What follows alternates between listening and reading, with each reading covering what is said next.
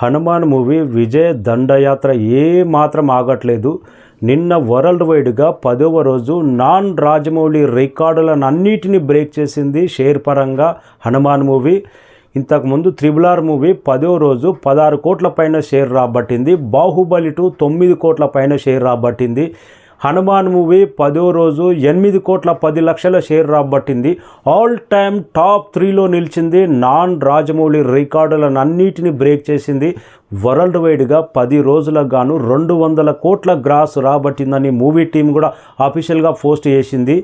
Movie correct టైంలో release అయింది. దేశమంతా ఎక్కడ చూసినా జై శ్రీరామ్ జై హనుమాన్ అనే ఇదే స్లోగాన్ వినపడుతుంది. కరెక్ట్ టైంలో రిలీజ్ అయింది. కరెక్ట్ టైంలో బాక్స్ ఆఫీస్ని షేక్ చేస్తుంది హనుమాన్ మూవీ చూసిన ప్రతి ఒక్కరు మాత్రం జై శ్రీరామ్ అని థియేటర్ నుంచి బయటకు వస్తున్నారు. ఇంకా చిన్న సినిమాలు అతిపెద్ద భారీ విజయం ఏదంటే హనుమాన్ మూవీ.